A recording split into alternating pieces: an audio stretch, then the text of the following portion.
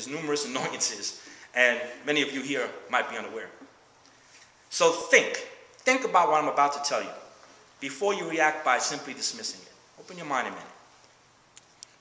The driving component to global terrorism, interstate conflicts, and underworld economics is narcotics trafficking and the illicit arms trade. 90% of the world's poppy, that is the primary ingredient of heroin and opium, comes from Afghanistan.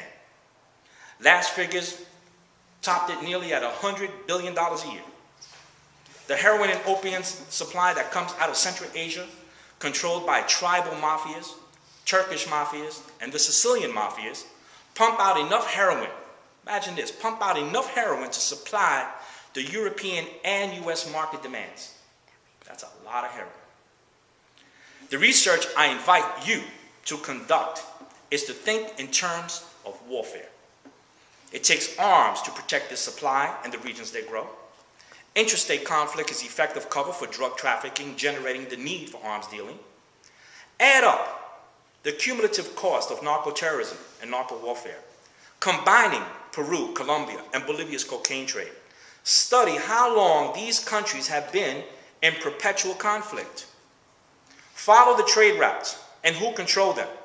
Map out the routes from Afghanistan, Uzbekistan, Turkey, the Bekaa Valley, Lebanon, Gaza, Sicily, converging into the United States. Over time, add up the total amount of people murdered, addicted, crime rate victims, monetary loss of property, loss of human productivity, national revenue, cost to the criminal justice system, and it will begin to approach figures comparable to Hiroshima and Nagasaki. If they dropped a narco bomb on the United States that left in one shot the numbers of crime victims and addicts I just cited, we would drop a nuclear bomb on them.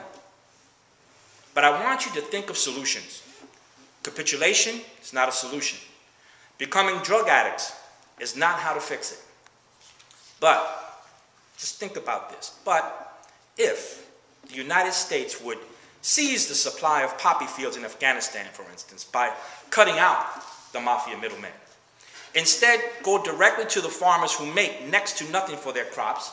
The reason they grow poppy and not food is because the tribal mafia, called the Baluchistan Mafia, forced them to do it at gunpoint.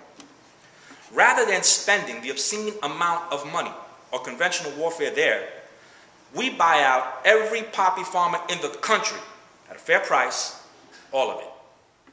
All of it. All of it. Then, resell it, for instance, to the pharmaceutical industry, who use it to make medical supplies instead. Perhaps it would lessen the price of medicine. Perhaps it would drive the price of illegal heroin and opium because of the limited supply that now they cannot serve their markets. Then we can turn our attention to South America's cocaine trade with an eradication policy that would disrupt those suppliers.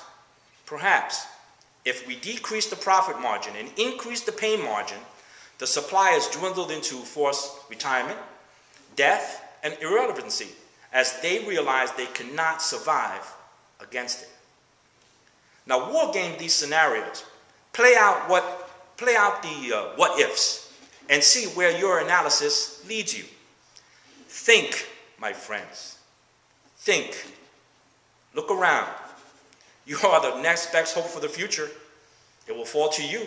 It's going to fall to you. It's all on you. I trust the Republic will be safe in your hands.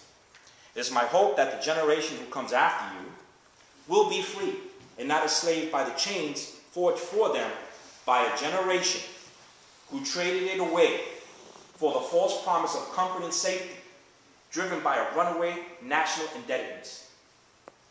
I hope this sparked your imagination, inspire you to think beyond your limits, and challenge yourselves to realize your amazing potential. The freedom of the Republic rests with all of you. You are all my heroes. Good luck, and thank you.